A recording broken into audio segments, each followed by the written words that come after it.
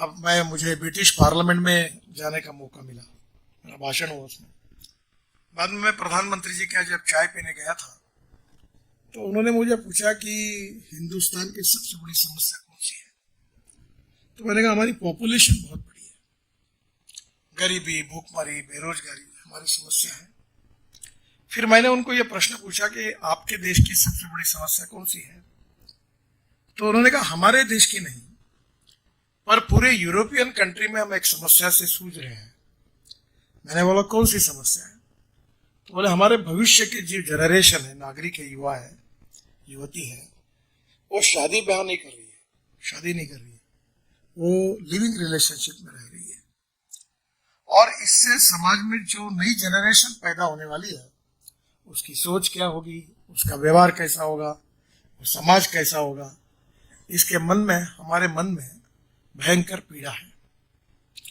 और ये जब बात उन्होंने कही कि आर्थिक संपन्नता से सर्वस्व हासिल नहीं हो सकता, जीवन में हमारे बीच में कोई पूर्णांक नहीं, हम सब अपूर्णांक हैं। और अपूर्णांक होने के कारण हमें हर चीज से सीखने के लिए मिलता है, हर चीजों के संस्कार हमारे जीवन पर होते हैं और ये शिक्षा से भी होते हैं, हमारे गुरुवर्यों की तरफ से होते हैं, हमारे माता पिता की ओर से होते हैं। और यही संस्कार समाज में काम करते करते हमारे सामाजिक, सांस्कृतिक, शैक्षणिक और राजनीतिक काम से भी होते हैं।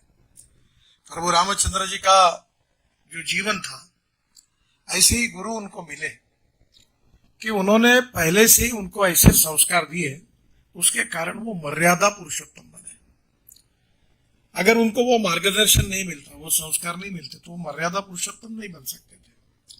और हम ऐसे मॉडल पर काम कर रहे हैं कि हमारा देश सुखी हो, समृद्ध हो, संपन्न हो, विश्व गुरु हो और $5 ट्रिलियन की इकोनॉमी बने, हम आर्थिक महाशक्ति बने। पर उसके साथ साथ केवल आर्थिक महाशक्ति यानी विकास का अंतिम बिंदु नहीं है। आर्थिक महाशक्ति होने के बाद उस समाज की रचना, परिवारों की रचना, उसमें आपस का व्यवहार, वहां लोगों के ऊपर के संस्कार, ये भी उतने ही महत्वपूर्ण है। ये भी महत्वपूर्ण है कि no philosophy can be taught to empty stomach. खाली पेट को कोई तत्वज्ञान नहीं सिखाया जाता है। तो ये तो जरूरी है कि हम साधन संपत्ति इसके बारे में स्ट्रांग बने, पर ये बनने के बाद इसका दोष ये है कि ये पूरी तरह मिलने के बाद फिर वो व्यक्ति, वो परिवार कैसे व्यवहार करेगा और कैसे बर्बाद होता है, ये भी हमने देखा है। तो साधन संपत्ति को मिलाने के बाद नैतिक मूल्यों के आधार पर वैल्यू बेस्ड परिवार पद्धति और हमारी समाज जीवन पद्धति, ये हमारी आवश्यकता है। क्योंकि जब ब्रिटिश प्रधानमंत्री ने यह जब मुझे बताया था, जब मैंने उनको पूछा था तो उन्होंने अपनी समस्या बताई, तो उन्होंने आगे मुझे पूछा कि फिर आपके देश में ये लिविंग रिलेशनशिप वाली बात नहीं, आपका देश तो गरीब है। मैंने कहा नहीं के बराबर है। बोले ये क्यों? तो मैंने कहा हमारे यहाँ गरीब के भी घर पर साधु संतों के, साहित्य के, संस्कृति के, इतिहास के, विरासत के, सामाजिक मूल्याधिष्ठित संस्कार है।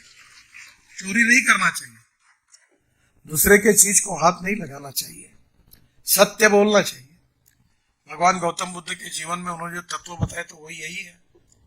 हमारे यहाँ चाहे कोई भी धर्म हो, उसका भाव तो एक ही है, स्पिरिट एक ही है। हम अक्सर इस बात का उल्लेख करते हैं कि आकाशात पतितम तोयम यथा गच्छति सागरम सर्वदेव नमस्कार केशवम प्रति गच्छति।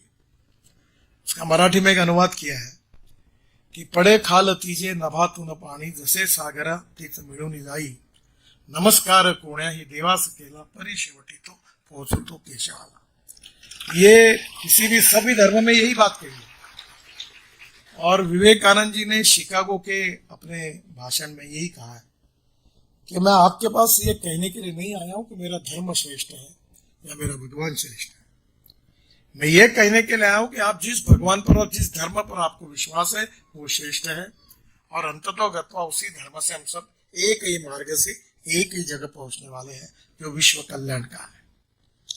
तो कहीं ना कहीं ये जो संस्कार है, इसका जो मूल है, सेंटर, ये रामायण महाभारत, विशेष रूप से ये जो हमारे ग्रंथ है, उसमें जो प्रसंग है, उन प्रसंगों से हमें प्रेरणा मिलती है।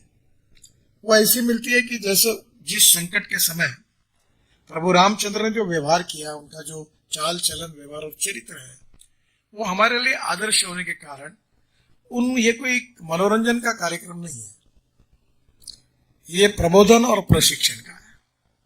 और प्रबोधन और प्रशिक्षण से जो संस्कार हासिल होते हैं, उन संस्कारों को केवल संगीत और शब्द केवल हमारे कानों को आनंद नहीं देते। एक नई बात है कि अब जब गीत अच्छा सुनते हो तो उस गीत में वो जो शब्द होते हैं, जो भाव होता है, जो स्पिरिट होता है, संगीत और उसकी धुन तो महत्वपूर्ण है ही, फिर उसके बाद वो बहुत अच्छी लगती है जब उसको आप समझेंगे। कि छोटी छोटी बातों में शैलेंद्र जी करके कवि थे, तो मुकेश जी ने राज कपूर के लिए उनके बहुत गाने गाए, तो बड़े हर उनके इसमें एक संदेश था गाने में, सजन रे झूठ मत बोलो खुदा के पास जाना है, न हाथी है न घोड़ा है, हाँ पैदल ही जाना है। ये वाक्य बहुत सिंपल है, शब्द बहुत सामान्य है, पर इसका भावार्थ ये है कि आखिर तो एक दिन जाना ही है, तुमको क्यों मरमर कर रहे हो, पैसा कमा के क्या करोगे, तुम्हारी कोई मर्सिडीज गाड़ी आखिर में तुम्हारी जान थोड़ी बचाएगी, न तुम्हारा बंगला बचाएगा। जीवन मिला है, अच्छी तरह से जियो। तो ये जो भावार्थ है ये रामायण में, इसमें सबसे अच्छी बात यह है कि आज तो प्रभु रामचंद्र का जन्मस्थान पर मंदिर भी बन गया, और ये अनेक भाषा में जब रामायण आएगा, जैसे भगवत गीता में जो किताब इन्होंने तैयार की है डिजिटल, उसमें भगवान श्री कृष्ण ने अनेक समय पर क्या कहा, क्योंकि मैंने वो सुनी है, और गीता का भावार्थ जब सुनते हैं तो उससे काफी कुछ जानकारी, अपने लिए बहुत अच्छा मार्गदर्शन मिलता है। मैं कोविड के समय 2 साल रोज सुबह उठकर आधा घंटा पैदल चलता था, थोड़ी मेरी आदत अभी अचानक मैं प्राणायाम भी करता हूँ तो वो मेरा रह गया, तो मैं यूट्यूब पर भगवत गीता का भावार्थ सुनता था। वो भावार्थ केवल अच्छा सुनने के लिए नहीं लगता था, उसके पीछे एक विचार था। पर्स एंड पर्सन, पैसा और व्यक्ति, उसमें पर्सन महत्वपूर्ण है। Person and party means organisation, उसमें पार्टी इंपॉर्टेंट है। एंड पार्टी एंड फिलोसॉफी, तत्व ज्ञान, इसमें फिलोसॉफी महत्वपूर्ण है। और फिलोसॉफी का जो संबंध है, there is a difference between letter and spirit. Letter जो है वो मनोरंजन का कार्यक्रम है, स्पिरिट जो है उसका भावार्थ है। तो मुझे सबसे ज्यादा खुशी ये हुई कि हमारी समाज व्यवस्था को, समाज को और समाज का जो इंपॉर्टेंट घटक है व्यक्ति को बदलने वाली जो रामायण की ताकत है, भगवत गीता की ताकत है, उसको डिजिटल टेक्नोलॉजी से आम लोगों में, और ये क्या होता है कि एक किताब बड़ा है, उसके हस्ताक्षर ठीक नहीं होंगे तो पढ़ते नहीं लोग, उसको प्रेजेंटेशन कैसे होता है, presentation is very important. And presentation with digital technology ये और आनंदक है। शंख पर हाथ रखो तो शंख का आवाज आता है, मृदंग पर वो रखो पेन तो मृदंग का आवाज आता है। भजन आपको कोई वही से कोई टेप रिकॉर्ड लगाने की जरूरत नहीं, कोई मोबाइल फोन पर सुनने की जरूरत, किताब में ही है वो। और कमेंट्री भी है और सभी भाषाओं में है, अभी 5-7 भाषा में, अभी धीरे धीरे सभी भाषाओं में जाएगा। तो अपनी भाषा में ही इसका भावार्थ समझने के कारण एक अवसर मिलेगा समाज को, और जब भावार्थ आएगा तो उसका संस्कार व्यक्ति के स्वभाव को, व्यक्तित्व को, उसकी विजन को बदलेगा, और उसमें समाज में गुणात्मक परिवर्तन होगा। क्योंकि रामायण महाभारत में वो ताकत है। हमारे महाराष्ट्र में काका कालेलकर करके एक बहुत विद्वान थे, उन्होंने एक बहुत प्रसिद्ध वाक्य हमारे बचपन में हमारे पाठ में आया था। उन्होंने कहा था कि जो पूरे विश्व में है वो पूरा महाभारत और रामायण में है, और जो विश्व में नहीं है वो भी रामायण महाभारत में है। तो स्वाभाविक रूप से हमारे लिए ये दोनों ग्रंथ, भगवत गीता और रामायण, ये हमारे जीवन के पथदर्शक हैं।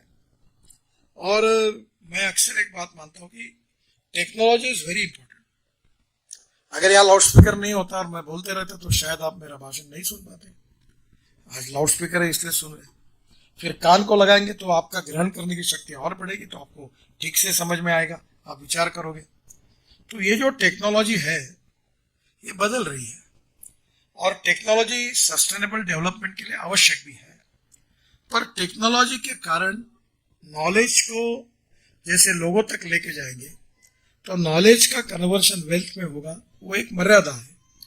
पर उसके साथ साथ व्यक्ति निर्माण, समाज निर्माण, संस्कार, इसके आधार पर जो परिणाम होगा, जो शाश्वत मूल्य रामायण में थे, वो मूल्य जब घर घर जाएंगे और जब हमारे बच्चे देखेंगे कि जब दशरथ राजा ने निर्णय किया तो पिताजी की आज्ञा मानकर प्रभु रामचंद्र ने कहा नहीं, मैं वनवास जाऊंगा।